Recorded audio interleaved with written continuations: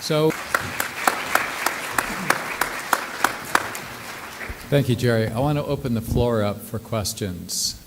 I'll also observe, I'm not sure we can kind of bring it up on the fly.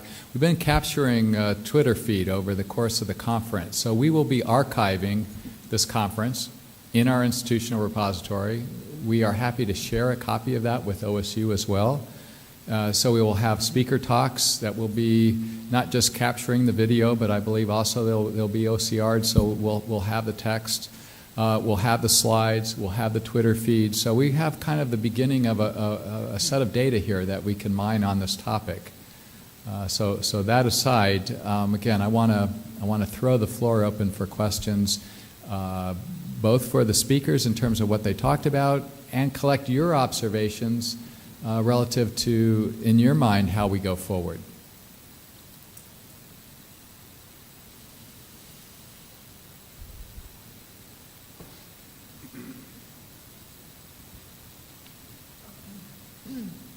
So, Drs. Malayer and Drogemeyer, do you think the time has come to start talking about developing campus open access policies at OU and OSU? I think it's certainly something we could begin the process of doing. I don't know about at OU. At OSU, a policy like that is probably going to take, years. But certainly we can begin to engage with the faculty and with the administration on the development of policies. And there are great models out there for what kind of policies we could potentially use. So. Yeah, I think that's exactly right. I think they are needed, and it's something I think OU in particular needs to do, and I think Rick has been thinking hard about this. I think with the increasing clarity that we're seeing now from the federal government about requirements in terms of scholarship, I think that's going to help motivate the creation of that at all levels in the university, just if not for anything else other than a pure compliance thing. But I think we have to think of it obviously much more broadly than compliance, but think of it in the flip side about empowering scholarship. How can an open access policy that's thoughtfully done really help unlock potential for what Jerry talked about in terms of making things available, not only in data, but also in publications. I think a publication OA policy will be easier than the data policy. The data policy is going to be very challenging, but we absolutely need to begin working on that. If one looks around the country at other institutions that have achieved, if you will, a policy, my observation is that those processes took anywhere from a year to 2+ years in any given institution.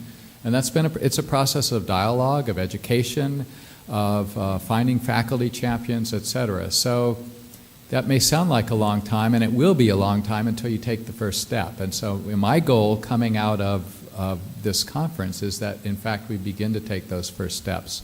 Some of the first steps are, number one, we've got to find faculty champions.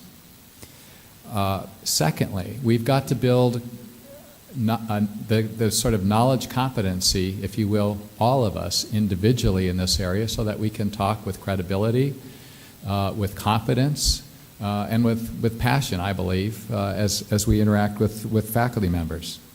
We need to have an institutional repository up and running. At OU, we are sort of moving into a second-generation platform based on DSpace.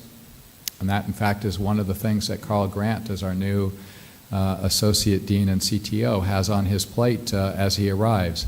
I know that this is something that OSU has been working on for a period of time, and in some ways are probably ahead of us. And so we'll use our sense of competition in a positive way here. We need to catch up with OSU. There's certainly the question of rights. As we talk to faculty members, and every time I have an opportunity to talk with an individual faculty member, I say, if you do nothing else, please understand that you can give away almost everything when you're desperate to publish, except for the preservation rights. Hold on at least to the preservation rights so that wherever you publish, if that vehicle dies, your work will still live on. You're able to drop it into the institution who can light it up in the event that wherever it resides, it dies. We need to really start to build the fibers that more deeply connect us in terms of collaboration. We need advocacy. We're not going to get to sort of a state where we've got policies that are actually meaningful without a whole kind of advocacy process behind it. Perhaps not lastly, but last on my own list, we're going to need visibility, a great deal of visibility. That visibility doesn't happen by somebody in a public relations function sort of running an ad in the paper or throwing a website up. The visibility happens with the people in this room who get out and talk it up and demonstrate and bring people to the table, connect people, as Lorraine talked about, to one another, who connect the scholars to scholars who are doing this work, and all of a sudden that starts to have a multiplier effect. So all of those things need to begin to happen to achieve the state of A, there's a policy in place, but B, it's got some meaning and actually starts to drive behaviors in the way that we'd like to see.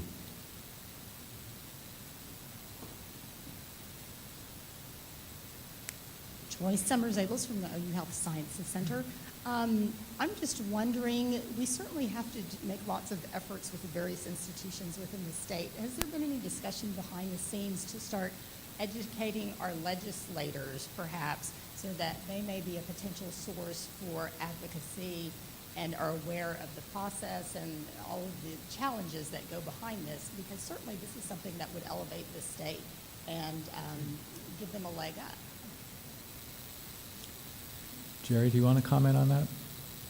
Well, I think certainly advocacy with the legislature is important. I think if the idea is to get more funding from them, we're probably not going to be very successful there. But, you know, the other aspect that we haven't talked about here yet goes back to educational resources.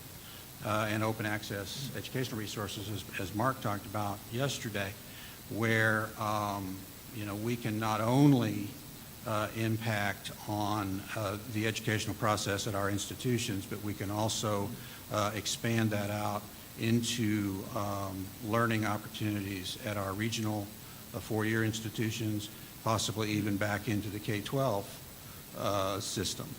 And I think everybody that you would talk to in Oklahoma City would be on board with the idea that anything we can do to enhance the educational system in Oklahoma and the educational process, beginning back at pre-K levels and going forward, is going to be something they would support. So I think there's a lot of opportunities to push buttons with legislators, with you know, the governor's office and other, you know, political and even business elements in the state in terms of the advocacy that you're talking about. I would just quickly add that another dimension is the growth of jobs and wealth in the state. And I think that if you look at private companies that look to relocate or to start up, they're first and foremost looking for human capital. That is the number one thing. If you don't have the workforce that they need, and I'm talking about a startup as well as, you know, say a Boeing coming to Oklahoma, that's really key. The education is very important as well, which ties into that. And all that goes along with that would be, for example, the output of institutions and things like, for example, data repositories that might be of value to a particular company, especially in this world of analytics. I mean, that is going to be so important going forward, and I think we're just beginning to see the value proposition in that. And it spans a spectrum from insurance companies to risk management companies to energy to whatever. So you think about Oklahoma, you know, what could we do in terms of a state that would have a repository specifically geared toward the business of energy, which is a huge issue.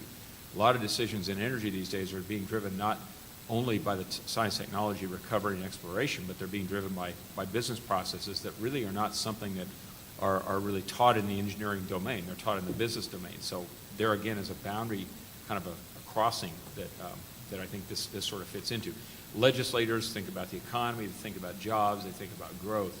That's what, as well as education, and that really is what would speak to them, I think. And following on the business aspect, we've got, tremendous networking capability in the state, and high-performance computing capability in the state.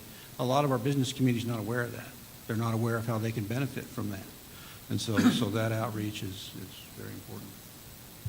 The other dimension to touch on in terms of legislative attention and is this question about, gosh, it's costly to send one's child to get a degree or advanced degree in the country. There's a spotlight on that. There's certainly concern about the cost of higher education in this state.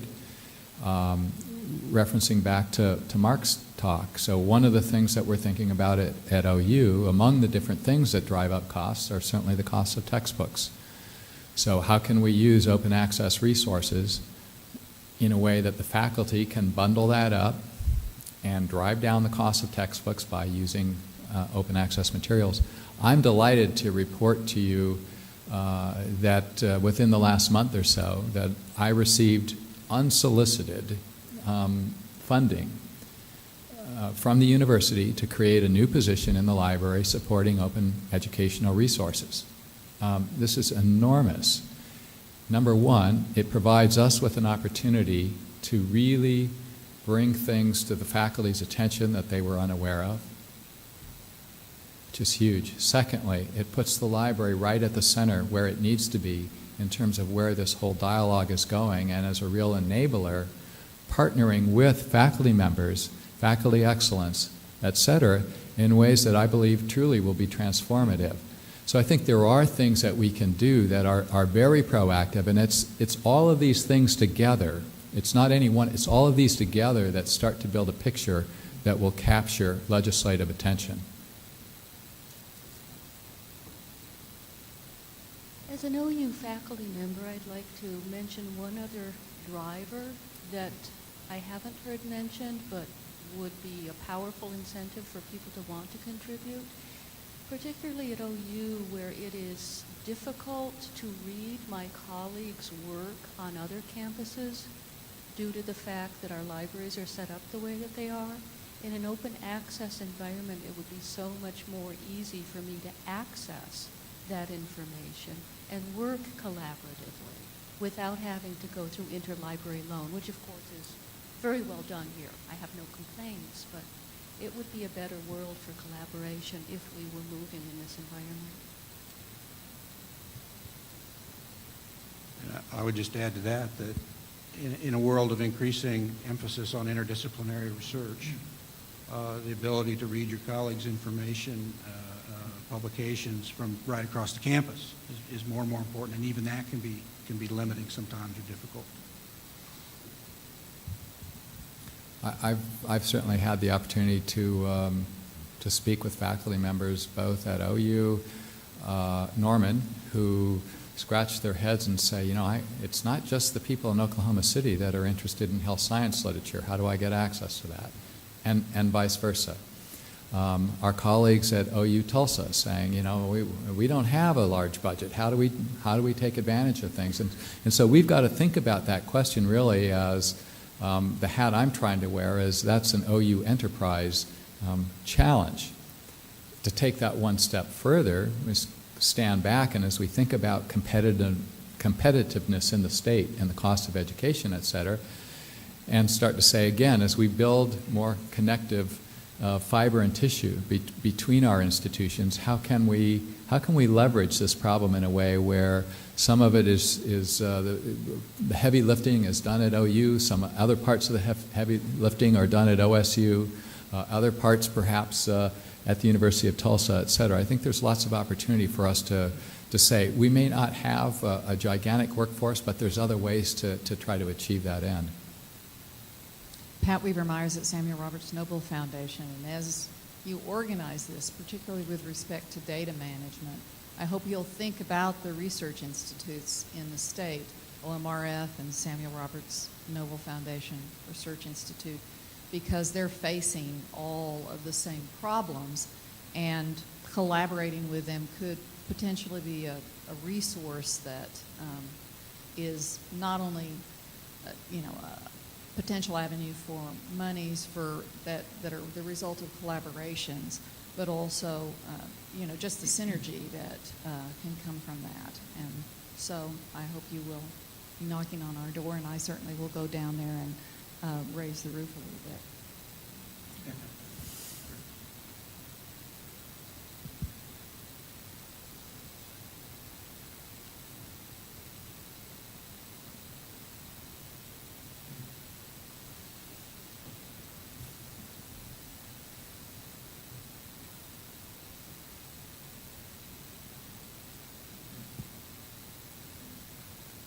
Hi, I'm Brianne. I'm a SLIS student myself, as is this whole table.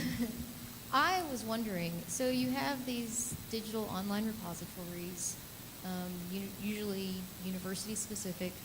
If I go to the OU catalog, I'm not going to be able to see what is contained in the Kansas digital repository. Am I right in that? It just seems like open access is only access if you're in the right place, to an extent. Yes and no. Yes, in the sense that today, actually going to the OU site, I'm not sure if you looked at the catalog that you would get a kind of comprehensive picture of all the resources that we have, as at least as seamlessly as might be desired. So step one in my mind is at the institutional level, improving the discovery layer that we have so that it's more integrated. You shouldn't have to think about, do I need to go to the catalog? Do I need to go to the IR? Where do I need to go? That's first observation. We ought to be able to ripple that out and say, I want to look across Oklahoma. And there are a number of different ways then to federate far beyond that other repositories. And there are a number of repositories that have sprung up around the country, both domain-specific as well as trying to cover a broader swath of essentially harvesting repositories, so you've got a site to go to. The easiest solution in many ways is you just expose what you're doing to Google and the other search engines, and so people are able to get there from a variety of different paths. So having said that, where we need to be, I think, is fairly obvious. There's some work that needs to be done to get us there.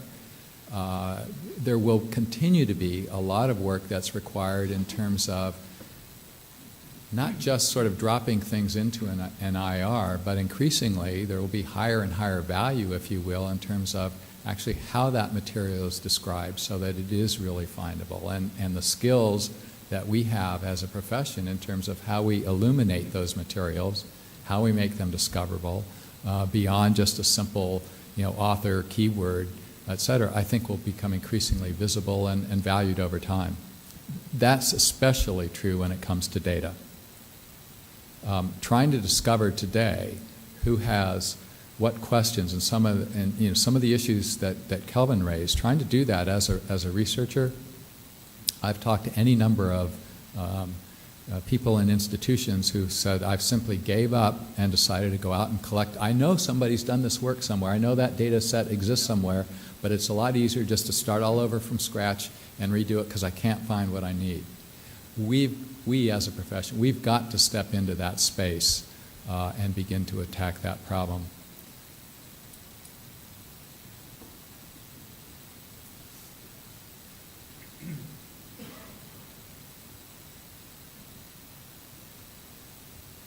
So are you maybe thinking about encouraging researchers to deposit large data sets here in Oklahoma? We know there are large data sets here in Oklahoma that are out there, but they're not accessible into an institutional repository or an Oklahoma-wide repository to make them accessible?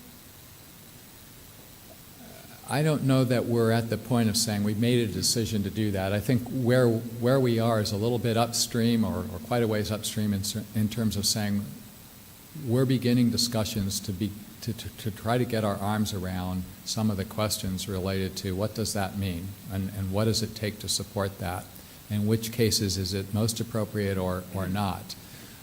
So I've kind of stepped back and said, as we're asking those questions, one of the things that I believe we need to do, and Kelvin in his own way is very gently challenged me and my organization, a team, that task force that I put together to begin to look at the question of what are the data sets around OU that we need to get our arms around. Can we just identify them? Never mind where they get deposited, et cetera. We don't even know kind of what's out there in the landscape. So that's kind of a first step. I'll call that building registries.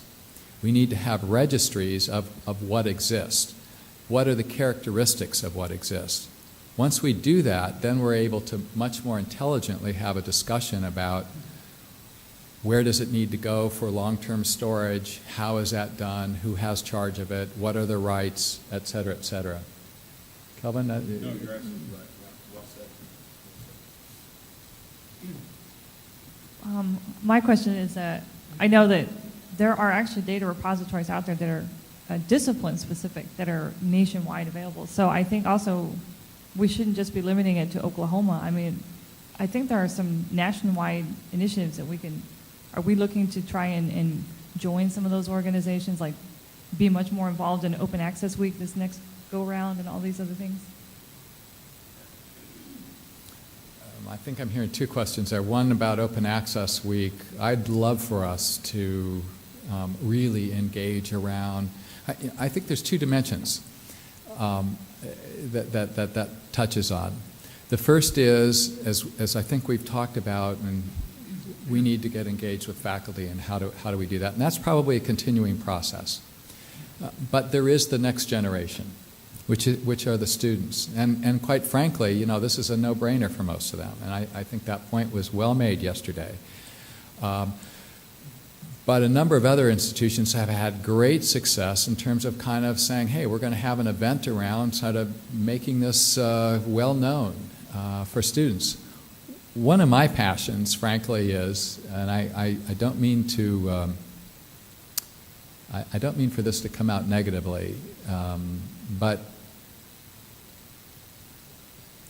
we graduate across the United States today. We graduate a large swath of graduate students who go out into the world, either in research universities or in the corporate sector, who know a heck of a lot about their particular discipline and know nothing about what their rights are as an author. And that's simply wrong. So an OA week that begins to open up some of those questions, for somebody at the very beginning of their dissertation process to have to think through that as opposed to the very last step, I'm dropping it in the RR, here's my thesis, oh my gosh, what's going to happen to it? Will begin to make a world of difference. So part of being educated, part of being informed today has to be building not just an understanding about what my domain is, but how I'm going to interact with the world as a creator, as an author, and the kind of rights that I have. So those kinds of things would be terrific to occur campus-wide or across the state. So that's one dimension. I think the other dimension is this faculty. The second question I think you were asking was a little bit about data repositories. You might have to restate it in a different way.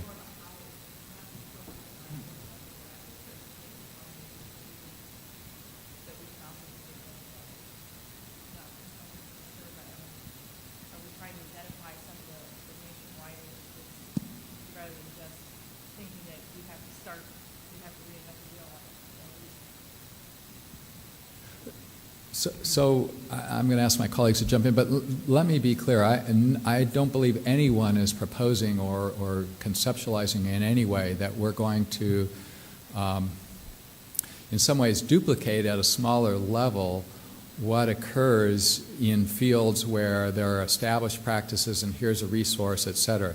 It's more the question of we've got activity going on at our universities that don't find their way into these more established frameworks. And so how do we support that? How do we preserve that? How do we encourage that? And you see that especially in the humanities, in part because what you have are a higher incidence of people working in far smaller groups, if not singly. And so they don't have the resources, but it extends all the way through the sciences and the health sciences.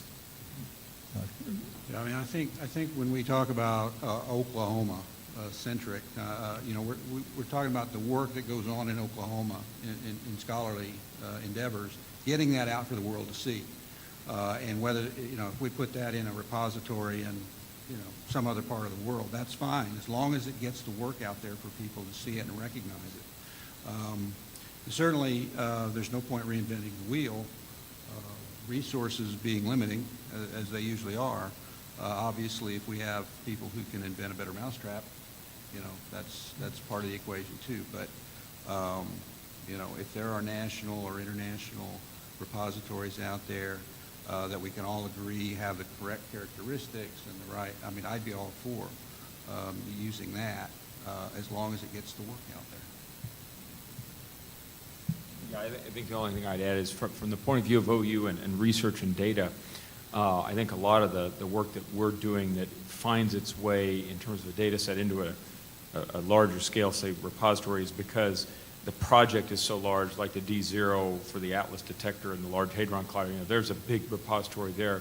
Or GenBank and things like that for genetics research, where there's sort of a requirement maybe to put your results there in terms of data.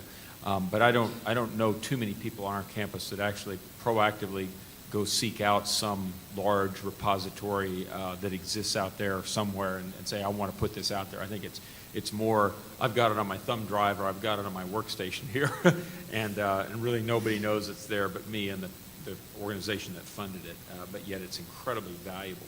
So as Rick said, we really sort of have to inventory that and then also really understand the folks that generate data, but in fact, in a lot of cases, it's going to be everybody, whether it's humanities or people that are generating massive amounts of digital data through observations, whatever. That's the thing I think that's really daunting about this, that everybody is in this data world. And a lot of folks don't see themselves as being in it, maybe don't want to be in it, but they're going to have to be. So I think, as Jerry and Rick said, I think there's a balance here that if somebody has a repository out there, I don't know, NSF may create a repository, I have no idea. But they may say for all NSF-funded research, you have to put the data there. Now, if that happens, that sort of is a defining moment. You could put it other places, but it's got to go there first and foremost. I don't know if that's the case, so don't take that as something NSF's going to do. NIH has, it's PubMed Central, but you have to put your journal article there. I think we'll probably see something like that come out of the OSTP memo. Data, oh wow, it's a whole different ballgame. And I think places like Yahoo, Google, Amazon, they're looking at this space and saying, what's the business case? In fact, we had a discussion in the Birdie meeting earlier this week. Really, the way that those companies survive at Google, it's all on advertising revenues, right? So is there a model for getting advertising revenues with regard to research and scholarly data and publications? If there is, nobody seems to have found it yet. But there may be a model out there, sort of like, there were various analogies given, that everybody pays a little bit to get a piece of a resource, but that, I think, is the big thing right now, is what's the financial model going to look like? How are we going to support this? And there's no sense, I think, really of what is going to emerge as a meaningful model going forward. But I agree with you. I think those things are out there, and if they are, maybe we use them. But I also think that institutionally, partly because of maybe pride, but also because of the ability to have the quality control that we need, and maybe the assistance, having an institutional repository for things that are specifically unique to OU and OSU, that's probably what we're going to see happen, I suspect.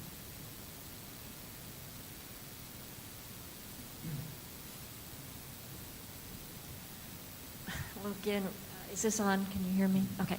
It was a very stimulating couple of days, all the presentations we heard.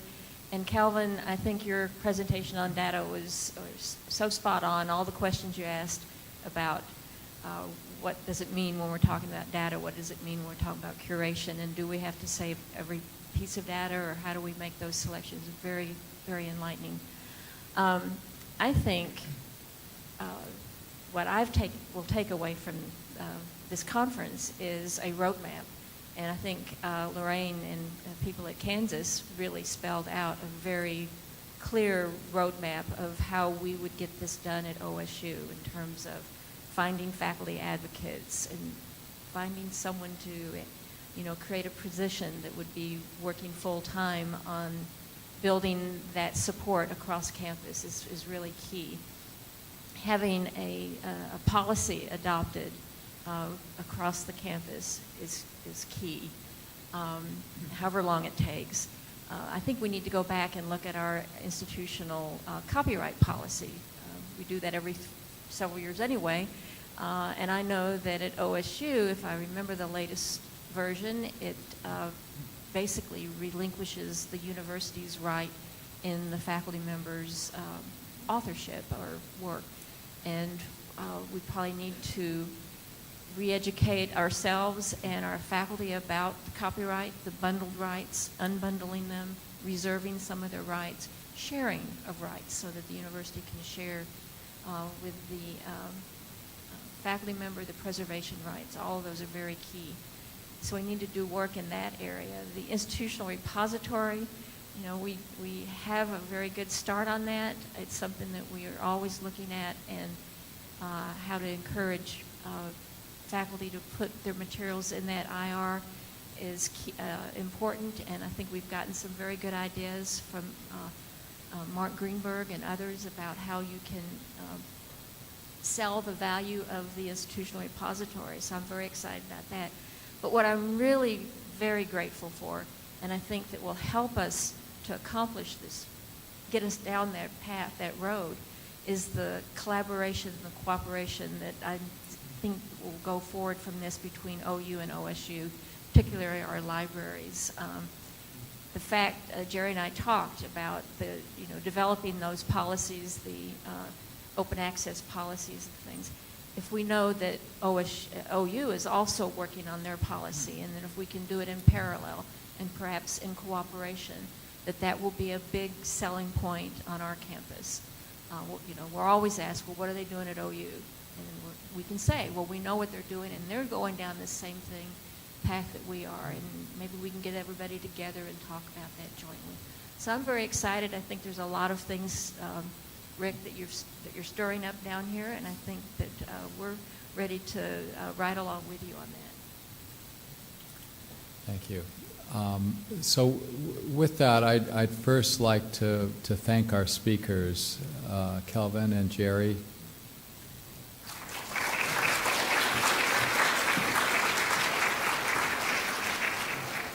I really appreciate your message, which is one we all need to take to heart. And part of the message that I heard is that is a real call for collaboration, a real call to work together and to take us forward. I also want to thank very publicly the people behind the scenes who made this conference happen. My conference committee, Jody Foote, who's the Youngblood Chair and Librarian of the Geology Library here at OU, Joanne Palmieri, who's a History of Science Librarian and Curator, and Jamie Turner, who's a Serials and E-Resources Librarian. Thank you for your support.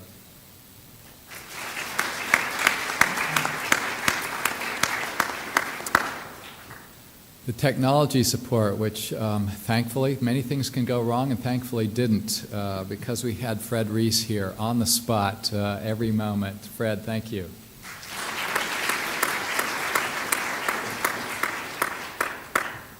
And a very special thank you and acknowledgement for our conference coordinator, Sarah Robbins, who's the Director of Public Relations and Strategic Initiatives on my team, was the maven behind the scenes that pulled the strings that made everything happen. Getting the speakers here, getting me to pay attention to the agenda, getting the hotel staff on the spot, and doing just amazing magic. Sarah, thank you.